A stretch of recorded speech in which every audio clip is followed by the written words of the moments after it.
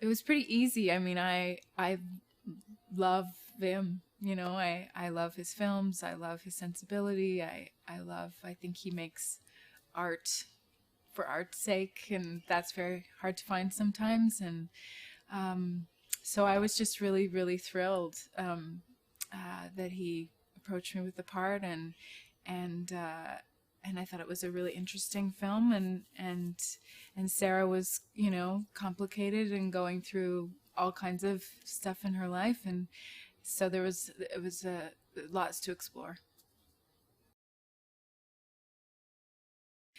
Well, we get to watch her develop over, very briefly at times, but over about a course of about 12 years, I think. So yeah, it was just sort of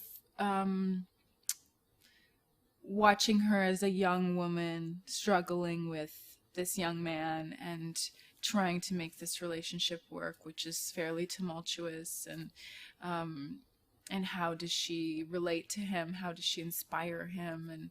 And how does he make her happy? And what is she getting in return?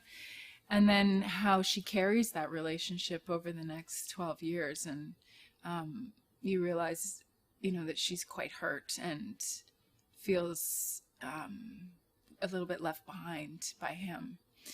And that hurt is still, much to her surprise, just as strong, when they meet each other randomly way down the road. So I think she has a great deal of love for Thomas, and a lot of it's a difficult relationship for her to find her way through and try to keep him inspired as an artist, but also grounded as a lover and a partner.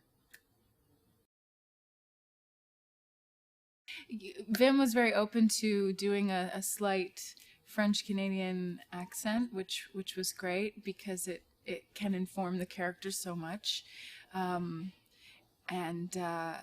So it was great to play with that. And, there's a certain sensibility that comes with that, not to make gross generalizations, but what I love about French Canadians is that they're so open, and their heart is really on their sleeve, and they don't necessarily mince their words. So it was finding this balance with Sarah of being tender and treating Thomas gingerly at times because he's going through a lot, but also being honest and finding her own truth and being able to communicate with him what's going on with her too. So so I sort of played with that a little bit, and had an amazing dialect coach here named Francois Gris, who was just a delight to have on set, and he helped me out a lot, so that was great too. Yeah, I think they are a bit moths to a flame, and I think no matter how much time passes, that doesn't go away, with people in your life that you have that connection to. It's sort of lifelong. So, yeah, I think it doesn't mean you should be with a person, but, but it's always there. And yeah, it was short but sweet. I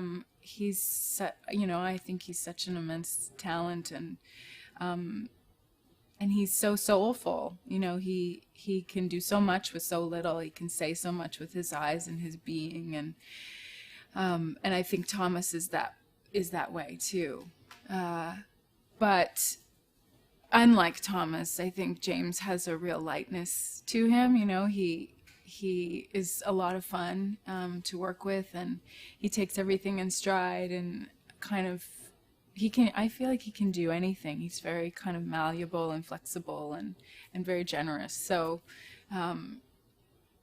yeah, it was funny to see him inhabit this tortured person, because he's so not that way, and great to be able to watch him flip in and out of character so easily, and and I've wanted to work with him for a long time, so this was lovely.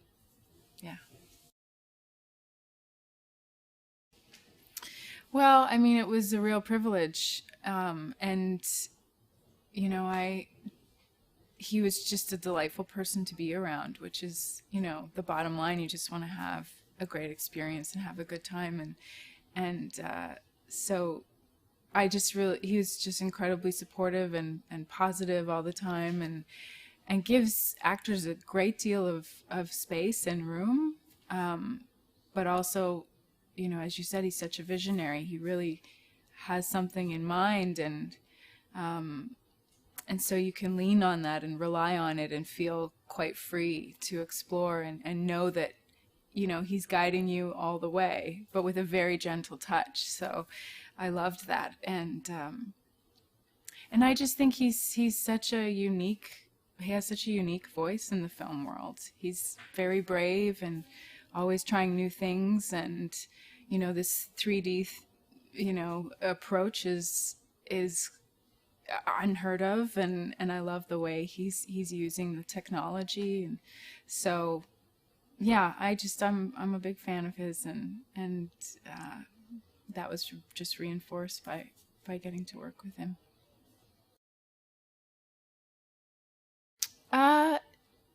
Not too much. I mean, that was the nice thing. It wasn't unlike regular filming. The cameras are a little bit different, and you can't do a lot of movement, but this film doesn't lend itself to that necessarily anyway. But I kind of appreciated that too, because, you know, you come into the scene and Wim would have done the choreography. You know, it was a little bit more particular, the blocking. But I really enjoyed that because, you know, the emotion that you're trying to go for was intense at times, and so you could just focus on that and not be so worried about, you know, the particulars of where you're going to walk or on what line you're going to sit here or there. You know, you could really let go of all of that. So I found that quite liberating. And yeah, so I didn't notice anything different really beyond that. And yeah, and I'm just so curious to see what it's going to look like. I have to admit, I've never been a fan of 3D. I always found it takes me out of the film. But then I saw Pina, Wim's last film, and I thought, this is how dance should be seen. You know, I thought you should never see dance on a flat screen. You know, you should only see dance live. And then he changed my whole theory about that, and that 3D can be quite magical and really suck you in and just enhance everything. So I'm so happy he's got his hands on it and he's using it so well. It's really exciting. I think it could change a lot, and you know, I sort of just wanted 3D to go away, but now I like that it's taking on a new life. It could be really exciting. You know, I really enjoyed all the scenes. I felt like I came in the morning sometimes feeling kind of nervous and heavy, like, oh, there's some tough scenes today. How's this gonna go? And then I always left feeling very light and full of joy, and like we'd really found something, and you know, and it was not easy, I wouldn't say, but there was an ease to it that made it really enjoyable. And so I don't know that I have a particular favorite. I'm very curious to see, I'm not a part of these scenes, but the scenes that are described as having the heightened reality, when kind of the whole hue of the film takes on a different flavor, and you know, this heightened reality that obviously the 3D will help with. But yeah, I love those scenes when I read them, and I couldn't quite put my finger on why, but it seemed really magical and whimsical, and you know, just juxtaposed with this particular story, I think it could be very emotional.